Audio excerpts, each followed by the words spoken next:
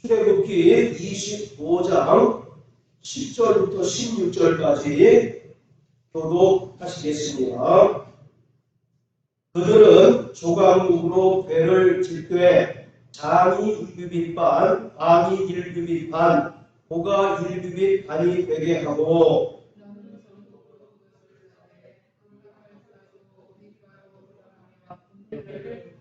금고리 넷을 부어 만들어 그 네 발에 달되 이편에 두 고리요 저편에 두 고리며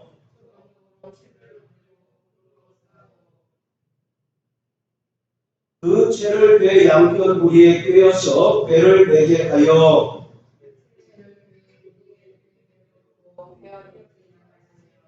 내가 내게 줄 증거판을 배 속에 둘지며.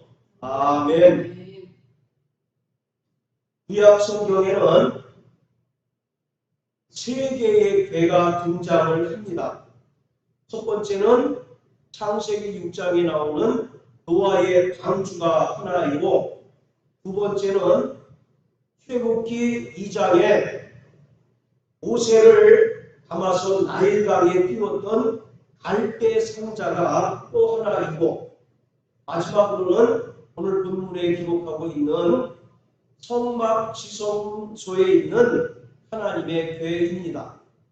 노아의 방주와 갈대 상자와 이 하나님의 배가 다 동일하게 배를 나타내고 있는데, 그 공통점이 무엇이겠습니까? 하나님의 심판과 은혜를 통해서 구원하시는 것을 보여주고 있는 것입니다.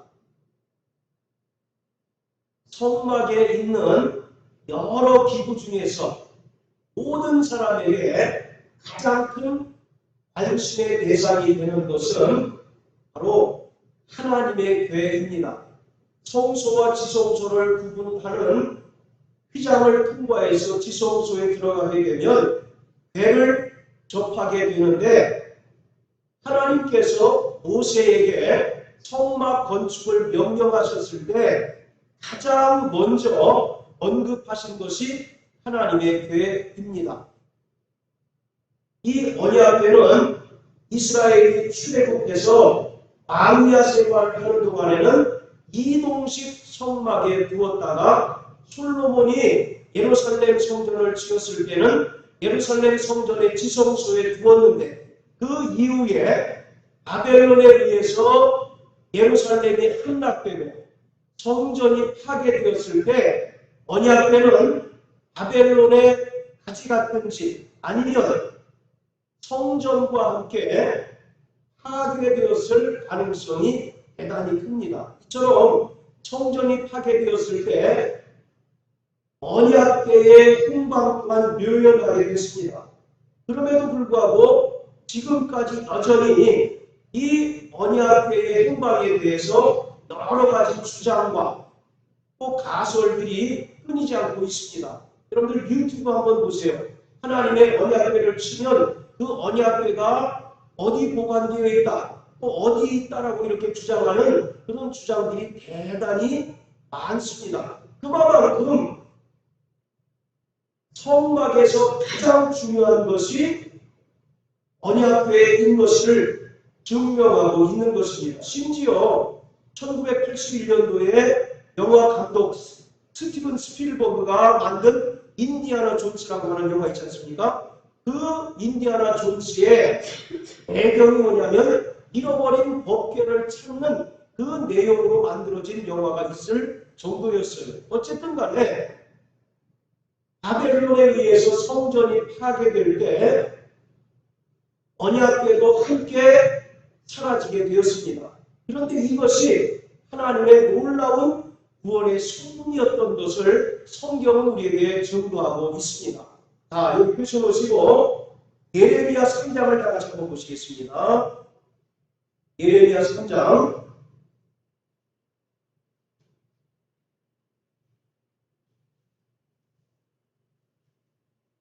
자, 16절 우리 다 같이 읽겠습니다. 시작. 나 여호와가 말하노라. 너희가 이 땅에서 번성하여 많아질 때에는 사람이 여호와의 언약궤를 다시는 말하지 아니할 것이요 생각지 아니할 것이요 기억지 아니할 것이요 찾지 아니할 것이요 만들지 아니할 것이며 여기서 이 땅에 사람이 번성할 때라고 하는 말은 구체적으로 신약 시대를 이야기하고 있는 겁니다. 그러한 때가 되면 이 언약궤에 대해서 말하지 말고 생각하지 말고 기억하지도 말고 찾지도 말고 만들려고 하지도 말라고 하는 것입니다. 왜 그렇습니까? 이 언약궤는 예수 그리스도를 우리에게 설명하고 있는 모델이기 때문에 그렇습니다.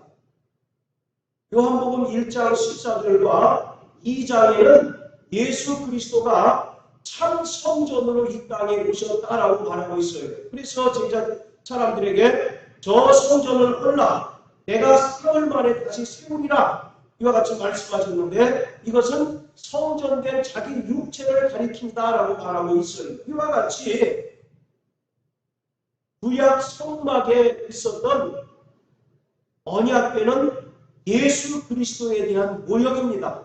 그런데 실상이신 예수 그리스도가 이 땅에 말씀이 육신이 되어 오셨기 때문에 더 이상 그림자요 모형이었던 언약궤가 필요하지 않는다는 거예요.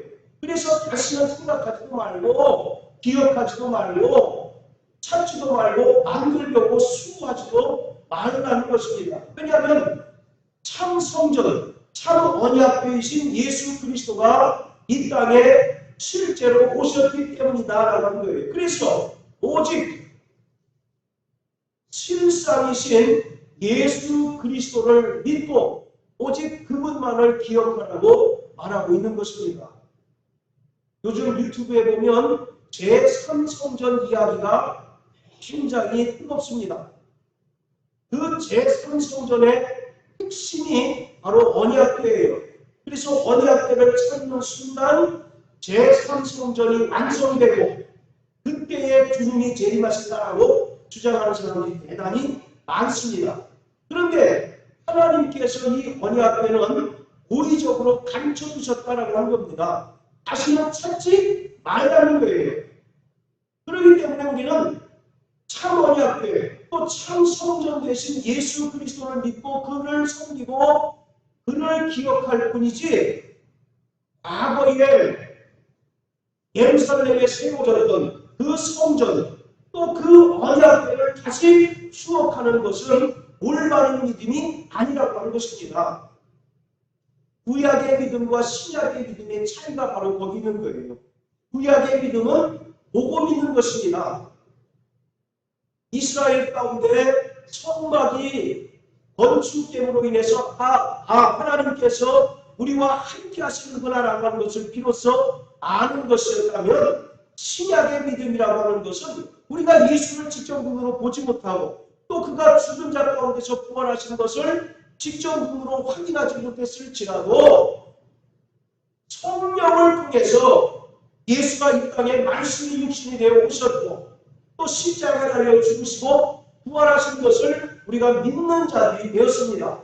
그래서 예수가 바로 도마에게 말씀한 것처럼 너는 본보로 믿느냐 보지 않고 믿는 자가 바로 복되다라고 말씀한 것처럼 구약의 믿음은 성전을 보고 하나님의 임재를 믿는 것이라고 한다면 바로 신약의 믿음이라고 하는 것은 성령을 통해서 하나님의 살아계심을 우리가 믿고 하나님께서 우리와 늘 함께 하시는 것을 체험하는 것이 우리의 신앙생활인 것입니다.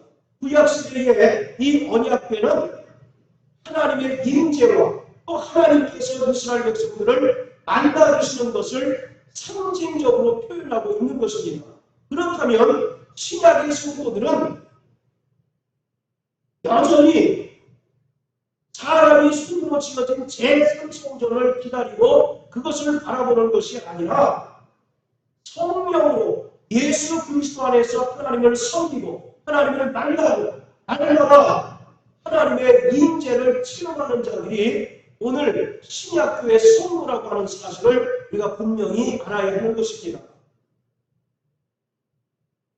이 지성소에 있는 괴는 여러 가지 다양한 명칭으로 불리고 있습니다. 그 중에 대표적으로 우리가 잘 아는 언약궤, 증거궤, 법궤, 이것이 이제 대표적인 이름인데, 언약궤, 증거궤, 법궤라고 하는 것은 다 무엇과 관련이 있느냐면, 궤 안에 그는 10계명이 기록된 언약의 두 돌판과 관련이 있고, 언약의 두 돌판이 그 궤 안에 들어있음으로 인하여 붙여진 명칭이 언약궤, 법궤, 증거궤인 것입니다.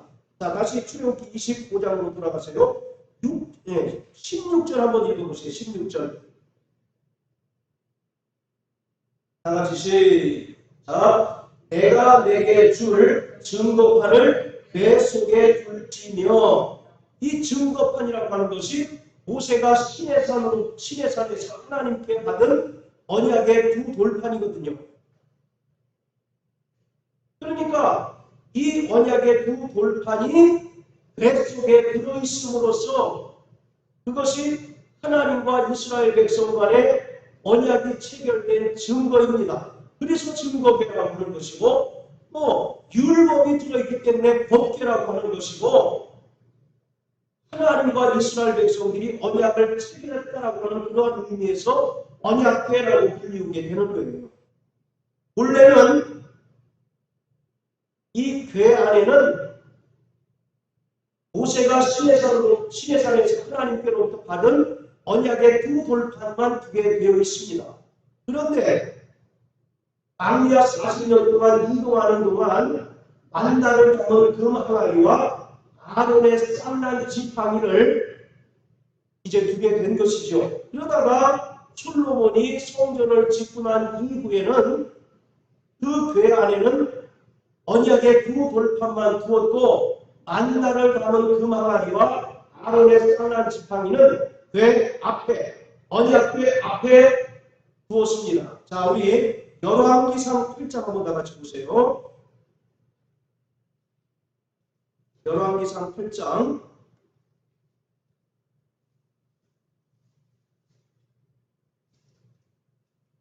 자, 9절입니다.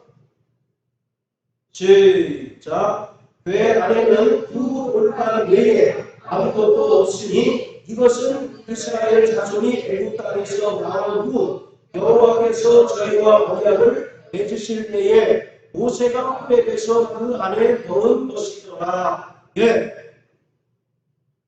이동식 성막대는 그 안에 언약의 두 돌판 외에 만나를 담은 금 항아리와 아론의 쌍난 지팡이를 함께 넣었습니다. 반면에 솔로몬이 이제 예루살렘 성전을 지었을 때는 우리가 읽은 것처럼 궤 안에는 무엇을 넣었다고요? 모세가 호렙산 시내산에서 하나님께로부터 받은 언약의 두 돌판만 두었습니다. 그리고 만나를 담은 금 항아리와 아론의 쌍난 지팡이는 그 언약궤 앞에 이제 두었습니다. 이처럼 그 궤 안에 10계명이 기록된 언약의 두 돌판을 두었다라고 하는 것은 이 언약궤가 이스라엘을 향하신 하나님의 언약에 대한 영원한 증거라고 하는 것입니다. 뿐만 아니라 이스라엘에게는 하나님과 이제 이스라엘이 언약을 체결했기 때문에 이스라엘에게는 그 하나님의 언약을 반드시 지켜야 할 책임이 있다라고 하는 사실을 깨닫게 하는 하나의 증표, 바로 표징 역할을 하는 것이 언약궤인 것입니다. 이 언약궤는 조각목으로 만들고 크기는 장이 2규빗 반, 그리고 광이 1규빗 반, 그리고 고가 1규빗 반으로 만듭니다. 그리고 기록된 대로 모든 것을 정금으로 둘러쌌는데, 정금이라고 하는 것은 예수 그리스도의 신성을 나타내고 하나님의 거룩하심을 나타내는 것입니다. 그렇기 때문에 이스라엘 백성들이 하나님을 만나기 위해서는 반드시 짐승의 피를 통해서 속죄를 받은 후에 거룩해진 상태에서 하나님을 만날 수 있다라고 하는 것을 우리에게 보여주고 있는 것입니다. 성막에서 지성소는 가장 거룩한 것입니다. 그리고 그 지성소 안에서 법궤는 이스라엘과 하나님이 만나는 장소로서 또 하나님의 보좌로서 가장 중요한 바로 기구인 것입니다. 이 언약궤는 하나님의 임재를 상징하는 것으로서 구약시대의 이스라엘 백성들은 바로 이 언약궤를 중심으로 이제 신앙생활하고 언약궤를 중심으로 그들이 삶을 사는 것이에요. 그래서 늘 언약궤가 그들 가운데 있음으로써 하나님께서 그들과 함께 하시고 그들과 동행하시고 또 그들을 지켜주실 뿐만 아니라 이방 민족들이 쳐들어올 때 이스라엘을 대신하여 하나님께서 그들과 싸워주신다라고 하는 분명한 믿음의 표징이 바로 언약궤인 것입니다. 그래서 성경은 이 언약궤를 하나님의 발등상이라고 표현하고 있습니다. 자, 우리 역대상 28장 한번 보시겠습니다. 역대상 28장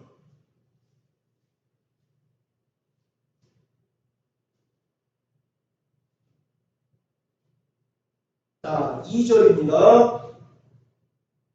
시작. 이에 다윗 왕이 일어서서 가로되 나의 형제들 나의 백성들아 내 말을 들으라. 나는 여호와의 언약궤 곧 우리 하나님의 발등상을 봉헌할 전 건축할 마음이 있어서 건축할 재료를 준비하였으나 자, 다윗이 말하기를 하나님의 언약궤를 뭐라고 표현하고 있습니까?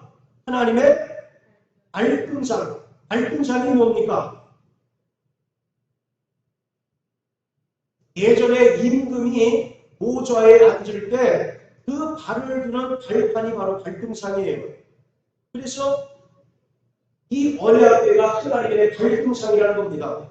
그리고 그 다음 주에 우리가 이제 하게 될 텐데 그 언약궤 위에 속죄소가 있는데 그 속죄소가 바로 하나님의 보좌인 것이에요. 그래서 하나님께서 보좌에 좌절하시고 그 발을 언약궤 위에 이제 둔다라고 해서 이 언약궤를 하나님의 발등상이라고 다윗은 표현하고 있습니다. 그러니까 하나님의 발등상이라고 하는 것은 하나님께서 이스라엘과 함께 하시고 이스라엘에게 임재하신다라고 하는 사실을 표현하고 있는 것입니다.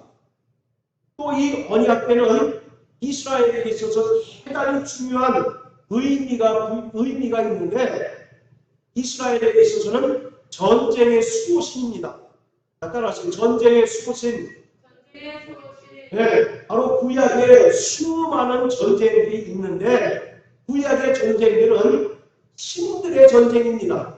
신들의 전쟁을 사람들이 대신하고 있는 것이 바로 구약의 전쟁이에요. 그런데 이스라엘은 독특하게도 하나님께서 이스라엘을 대신해서 이방 민족들과 싸워주신다는 겁니다. 그래서 잘 아시는 것처럼 전쟁할 때마다 항상 언약궤를 맨 선두에 앞세우고 전쟁을 합니다. 그럴 때마다 이스라엘이 전쟁에서 승리하게 되는 것입니다. 여호와 하나님께서 강한 용사가 되셔서 이스라엘을 침략하는 이방 민족들을 무찌르시고 전쟁에서 승리케 하신다고 하는 분명한 확신이 그 언약궤 안에 녹아져 있는 것입니다. 구약 성경 보면 만군의 하나님이라고 하는 표현이 대단히 많이 나오죠. 이 만군의 하나님이라고 하는 것은 수많은 천사들을 거느리는 총사령관이신 하나님을 의미하고 있습니다. 그래서 히브리어로 여호와 체바오트라고 얘기합니다. 따라하세요. 여호와 체바오트. 이 체바오트라고 하는 말은 군대 그런 뜻이에요. 그러니까 하나님의 군대인 천사를 호령하고 천사를 통해서 이방 민족들을 무찌르시고 이스라엘을 지키시는 하나님을 설명하고 있는 것입니다.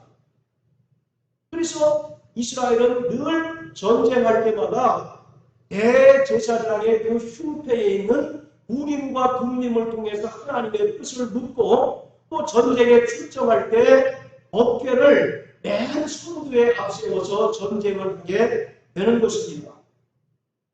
자, 그리고 이 언약궤에서 가장 중요한 것은 언약궤 자체가 하나님 자신을 우리에게 계시해 주고 있다는 겁니다. 이 언약궤를 통해서 하나님께서는 자신의 그 속성을 우리에게 나타내 주고 있다라고 하는 것이 가장 중요한 거예요. 그분의 전능하심, 그리고 그분의 거룩하심과 그의 신실하심과 그가 만물의 통치자이시고 만왕의 왕이시고 모든 신들 위에 뛰어난 참 하나님이심을 이 언약궤를 통해서 우리에게 보여주고 있는 것입니다. 그런데 그 언약궤 안에 무엇이 들어있다고 했습니까? 10계명이 기록된 언약의 두 돌판이 기록되어 있다고 말씀을 드렸죠. 이것은 성도들의 그 신앙생활의 핵심이 하나님의 말씀을 듣고 순종하는 것이다라고 하는 것을 우리에게 보여주고 있는 것입니다. 이스라엘이 전쟁에 출정할 때마다 언약궤를 항상 선두에 세웠는데 사무엘상 4장에 보면 혼미와 빈났을 때에 언약궤를 앞세워도 전쟁에서 이겼습니까? 졌습니까?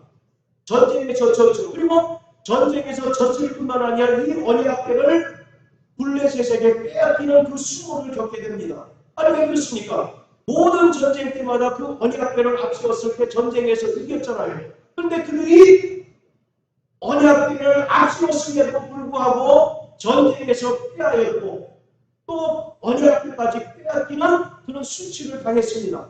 그 이유가 무엇일까요? 그들이 하나님께 드리는 제사를 가증한 것으로 여겼고 하나님의 말씀에 철저하게 순종하지 않았기 때문에 그런 것입니다.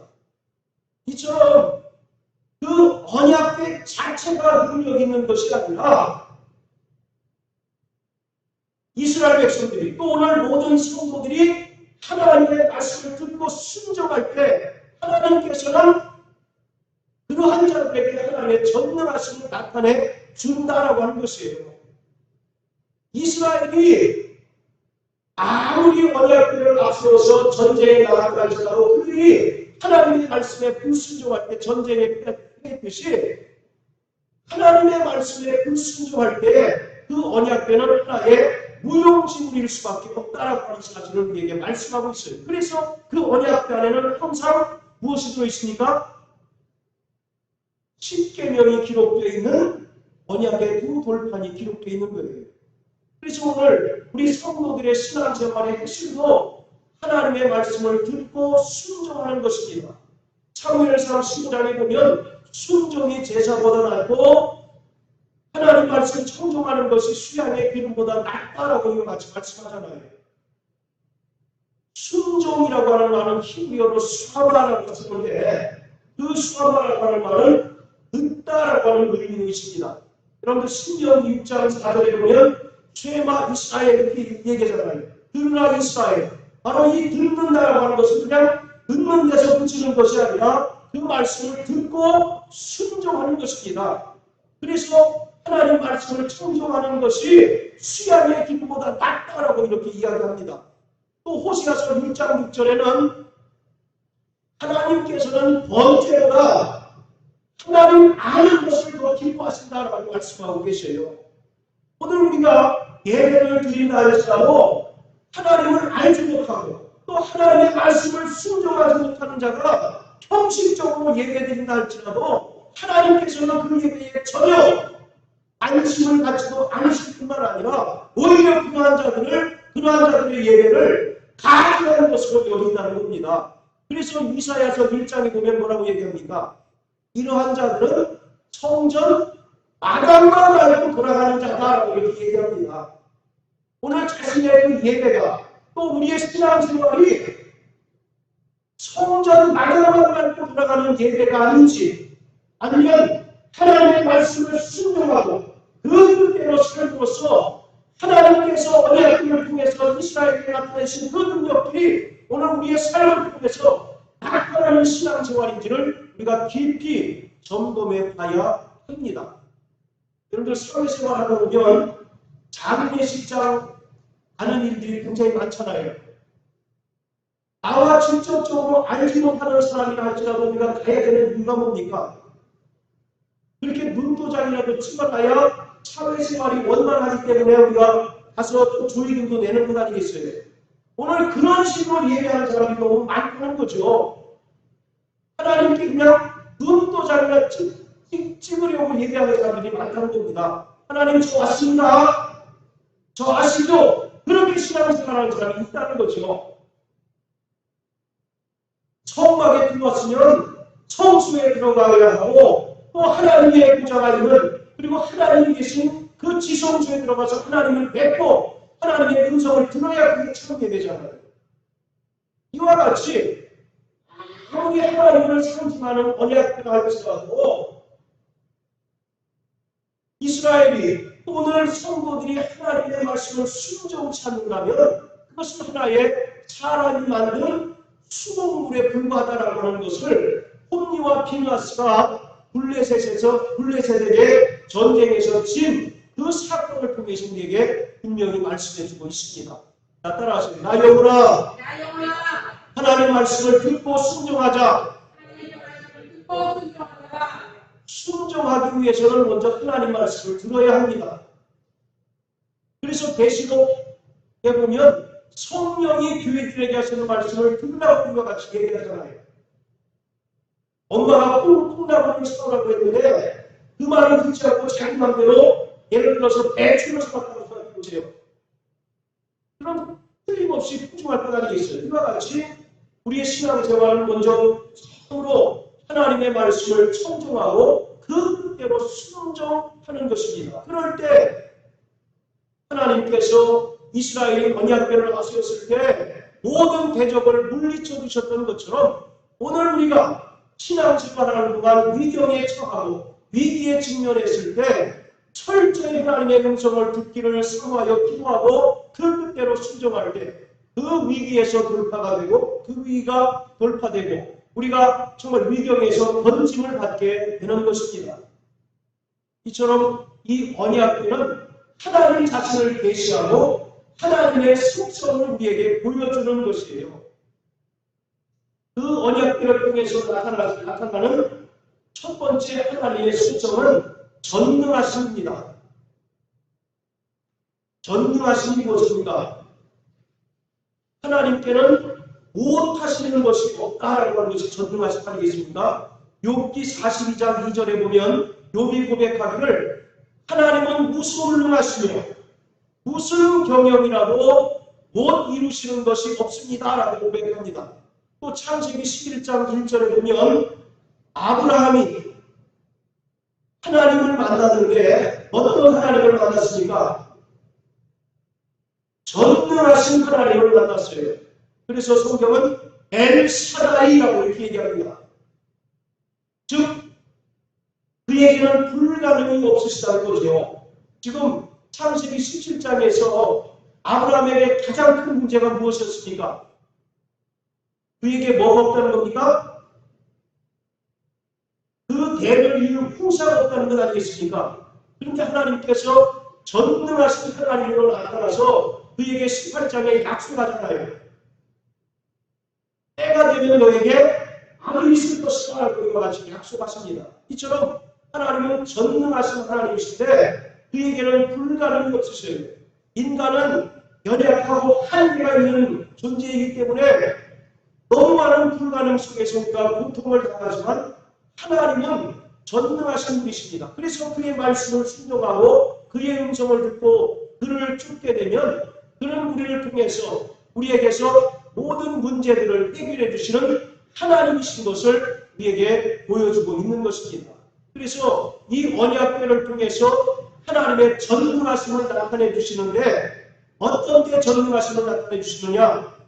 이스라엘이 위기에 처했을 때 또 많은 위험에 직면했을 때 그들을 지켜주시는 사건들을 통해서 하나님의 전능하심을 나타내 주십니다. 대표적인 사례로는 여호수아서 3장에 보면 이스라엘 백성들이 40년 동안 광야 생활을 끝내고 드디어 하나님께서 약속하신 가나안 땅으로 이제 들어갈 순간이 됐습니다. 그런데 마지막 장애물이 그들을 가로막고 있어요. 그게 무엇이었어요? 요단강이었습니다. 요단강. 평상시 요단강은 사람이 건널 수 있을 만큼 얕은 물이 많지 않은 강이었는데 마침 이스라엘이 요단강을 건널 때는 오리와 이제 밀을 거두는 시기였기 때문에 사람이 건널 수 없을 만큼 차지했다라고 말하고 있어요. 자, 우리 한번 여호수아 3장을 다 같이 한번 보실까요?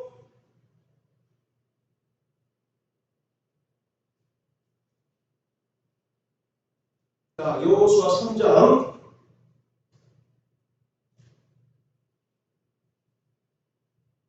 15절, 16절 요한형제 한번 읽어주세요.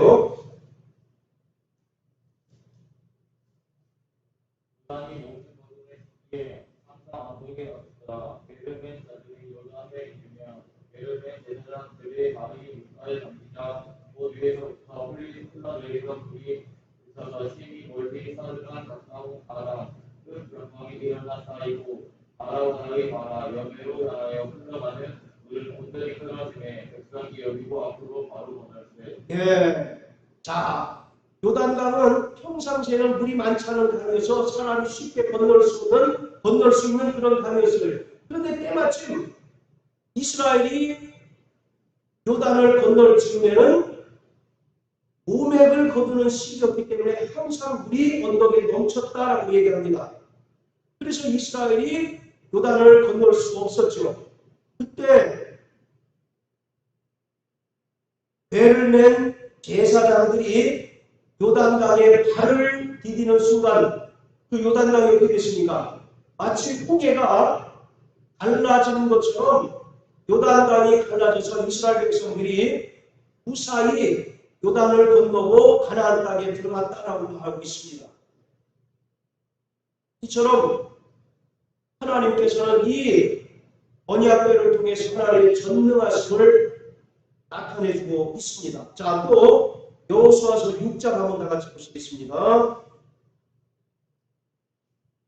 자, 여호수아서 6장에는 여리고 성을 함락한 그런 사건이 나옵니다. 이스라엘이 요단강을 건너서 가나안 땅에 입성을 했어요.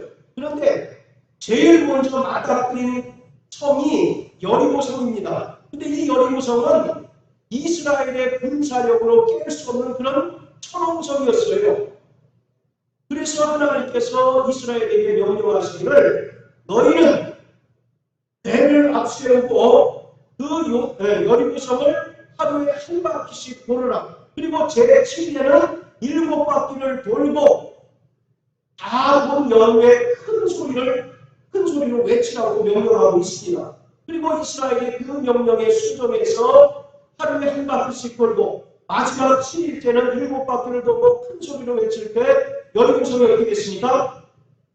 완전히 무너져 내렸습니다. 도무지 이스라엘의 군사력으로는 해결할 수 없는 그런 천홍성이었던 여리고 성이 이스라엘이 하나님의 명령에 순종하여 대열을 짜고 법궤를 앞세워서 행진했을 때 그 성이 무너져 내렸다는 거죠. 오늘 이와 같이 하나님께서는 그 언약궤를 통해서 하나님의 전능하신 하나님이심을 우리에게 나타내주고 있습니다. 따라서 오늘 우리의 신앙생활 가운데 하나님의 능력을 경험하는 필수적인 요소는 아까도 말씀드린 것처럼 먼저 하나님의 말씀을 듣는 것입니다. 먼저 움직이지 마시고 하나님 말씀을 들으십시오. 그래서 우리가 기도가 필요한 거예요. 기도가 내 부분을 하나님 앞에 끝없이 요청하는 것이 기도가 아니라 성경적인 기도는 하나님의 음성을 듣고 하나님의 뜻을 우리가 깨닫는 것이 바로 기도인 것입니다. 그래서 나를 향하신 하나님의 뜻을 기도를 통하여 깨닫고 믿음으로 순종할 때 하나님은 역사하게 되어 있습니다. 할렐루야.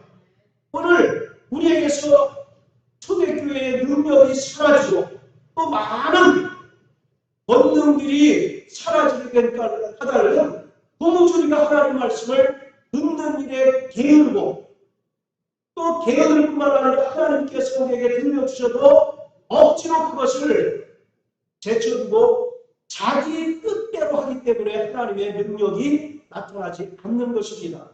그러므로 하나님 말씀을 청종하시게 되길 주의 이름으로 축원합니다. 또 그 말씀에 순종하는 저와 여러분 되시길 주의 이름으로 축원합니다. 하나님께서 이스라엘에게 요구하시는 것은 단 한 가지입니다. 너희 제발 내 말을 들어다오.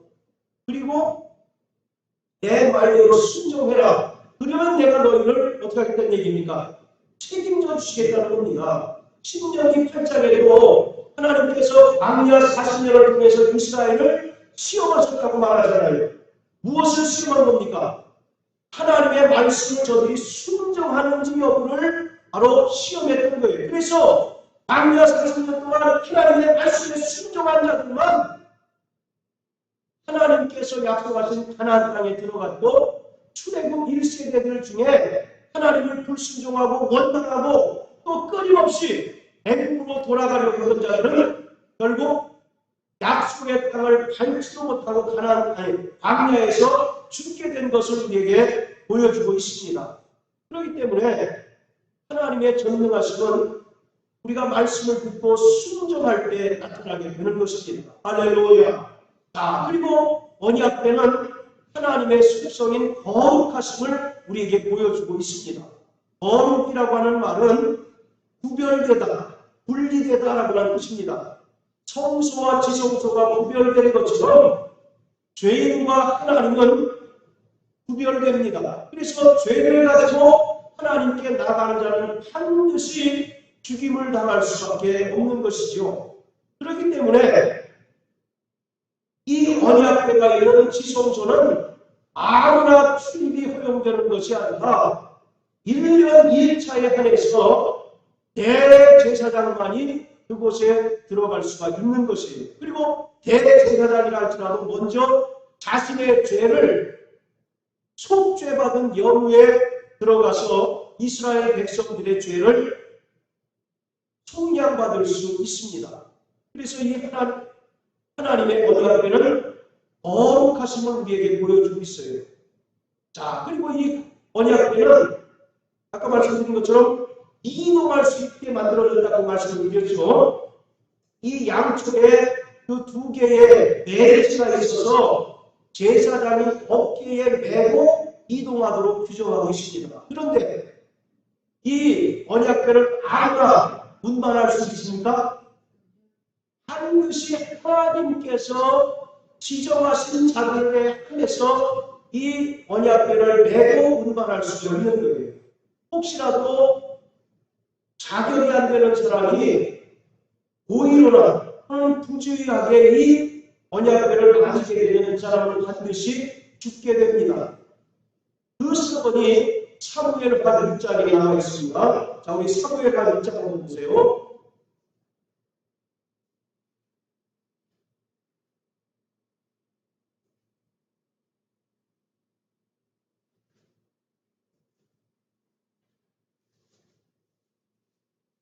자, 사무엘하 6장. 자, 6절부터 11절까지 김 집사님 한번 읽어주십시오.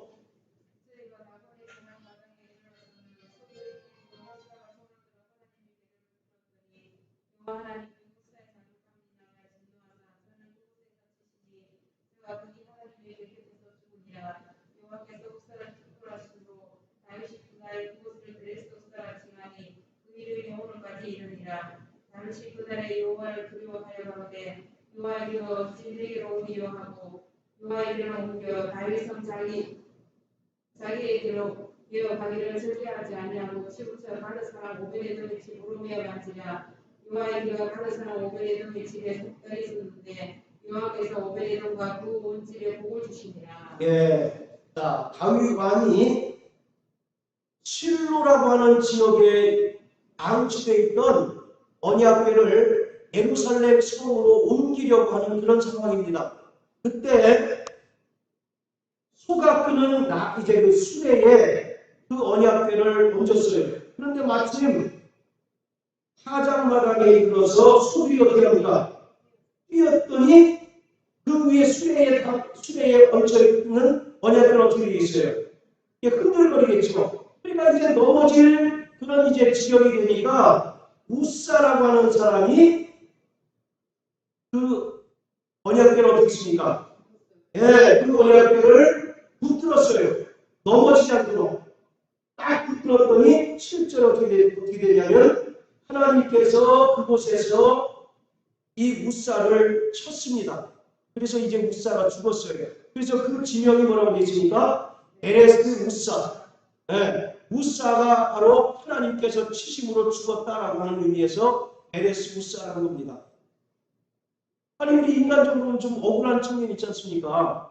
그렇잖아요. 아니 그 거룩하신 하나님의 언약궤가 소들이 움찔함으로 인해서 넘어질 위기에서 그것을 얼른 붙들어가지고 넘어지지 않게 했는데 그것이 무슨 죄인가? 라고 이렇게 반문하실 수 있겠지만 하나님은 스스로 바로 명예를 지키시고 스스로 자신의 그 보좌를 보존하실 능력이 있는 분이에요. 그렇기 때문에 자격이 없고 불의한 죄인들이 법궤를 만지는 순간 그것은 불의한 자로 간주되어서 반드시 죽임을 당할 수밖에 없는 것입니다. 이 사건은 하나님의 그 거룩하심을 상징적으로 우리에게 보여주고 있는 대단히 중요한 사건이거든요. 성소에서, 성막에서 가장 거룩한 장소가 어디입니까? 지성소예요.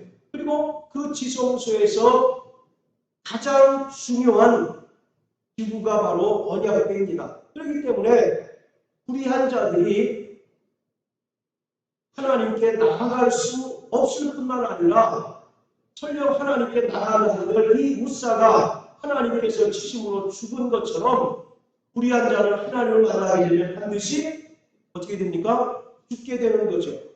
그래서 예수 그리스도가 하나님과 우리 인간 사이의 중보자 되셔서 대신 피를 흘려 주심으로써 예수의 피를 힘입어서 지성소에 들어가서 하나님을 만날 수 있게 되었던 것입니다.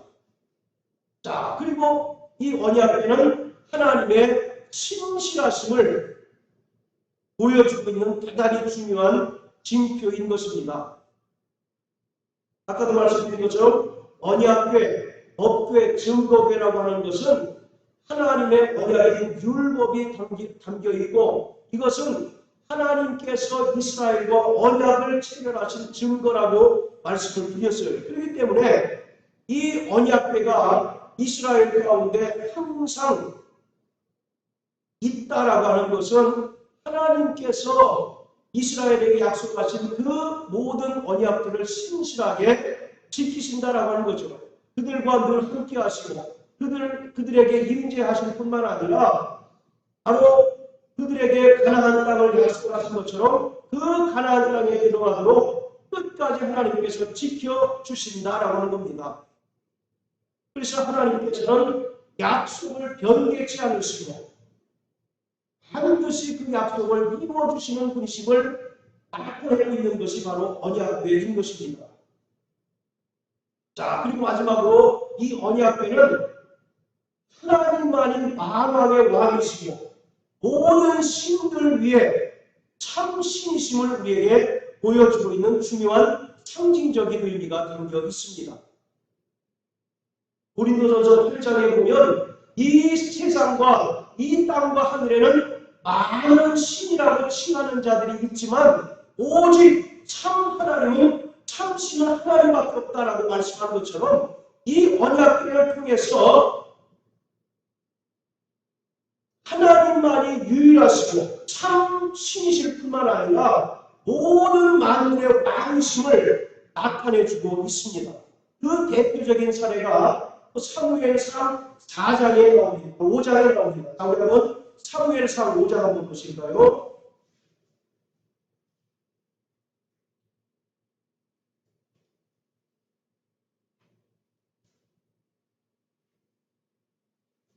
자, 5장 1절부터 5절까지 우리 한번 읽어보겠습니다.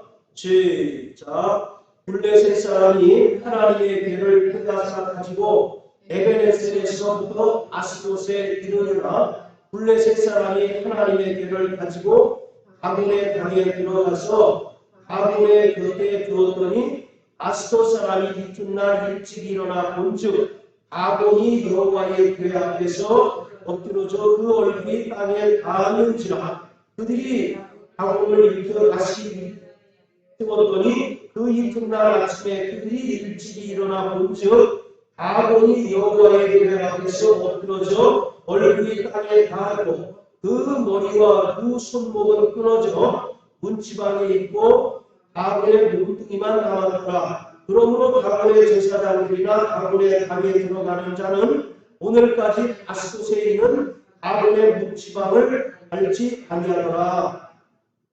이 사건은 이스라엘이 블레셋과 전쟁에서 졌습니다. 그리고 언약궤도 빼앗겼어요.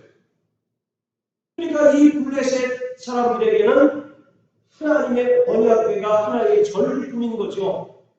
그러니까 가본 신이 이스라엘이 믿는 여호와라고 하는 신보다 더 뛰어나다라고 하는 사실을 그들이 자랑하기 위하여 자기네들이 섬기는 다곤 신, 그 신전 앞에 전리품으로 놔둔 겁니다.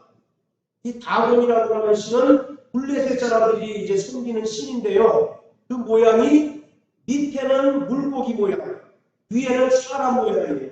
그래서 반어 반인. 그래서 어떤 사람들은 이 다곤 신이 그 인어 있지 않습니까? 인어의 뭡니까?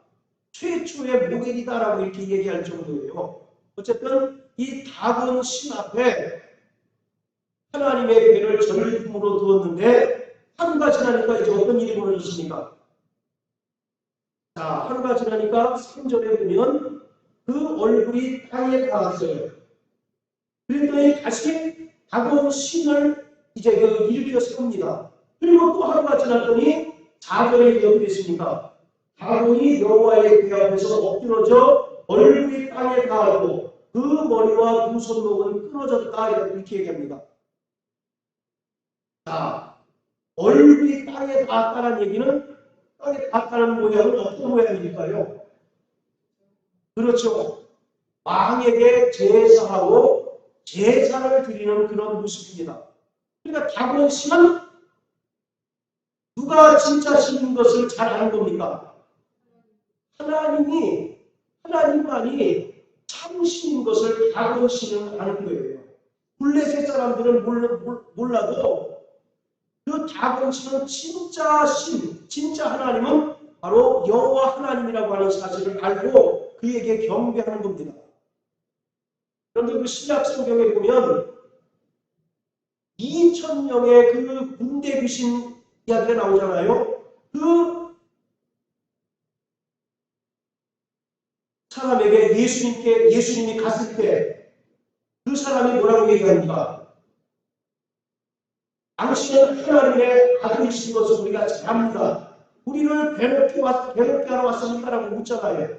그리고 어떤 면에서 악한 영들이 예수가 누구인지를 정확하게 알 것 아니겠습니까? 마찬가지로 이 다곤 신은 하나님만이 참 신이시고 만왕의 왕이신 것을 분명히 아는 거죠. 그래서 이 모습을 바로 조금 우스꽝스럽게 이제 표현하고 있는데 이 모습을 통해서 오직 하나님만이 참 신이라고 하는 사실을 드러내고 있는 중요한 사건인 거죠. 비록 다곤 신에게 패해서 전리품으로 이제 전리품이 되었지만 하나님께서는 오직 참 하나님, 유일하신 하나님이시고 만주의 주요, 만왕의 왕이신 것을 이 다곤 신이 엎드러진 사건을 통해서 보여주고 있는 것입니다.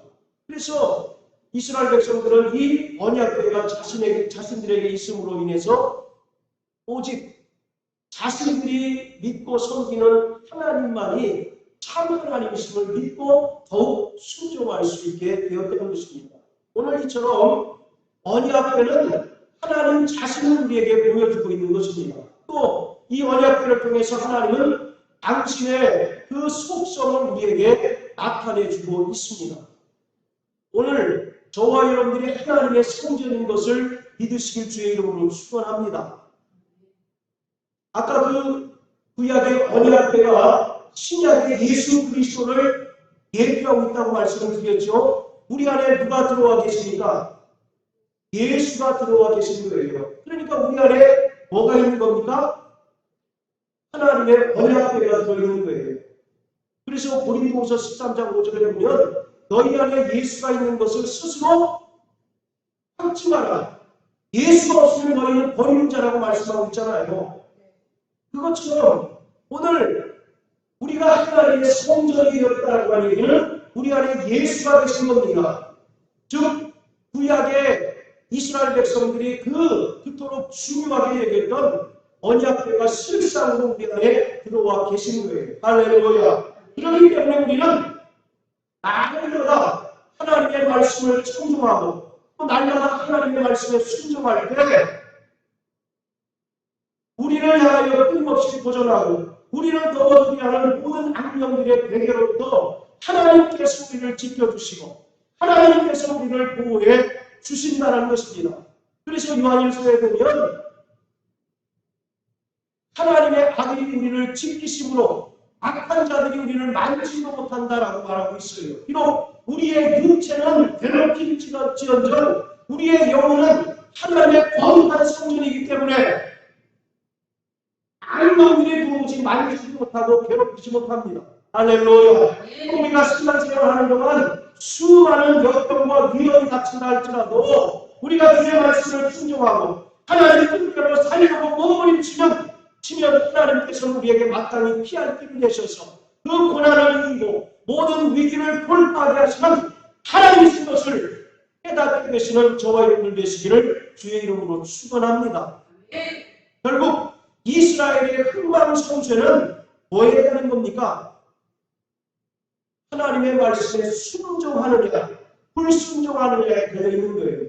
이와 같이 오늘 성도들이 이 땅에 정말 살아가는 동안 많은 어려움을 겪지만 결국 승리하게 되는 원동력은 철저하게 그 언약 안에 담겨 있는 하나님의 말씀을 순종하고 그 뜻대로 살아갈 때 하나님은 우리를 끝까지 책임지시고 끝까지 사랑하시고 끝까지 지키심으로써 우리를 통해서 하나님의 능력을 나타내 주신다는 사실을 깨달으셔서 날마다 하나님 말씀 순종하고 하나님 뜻대로 사는 저와 여러분들 되시길 주의 이름으로 축원합니다.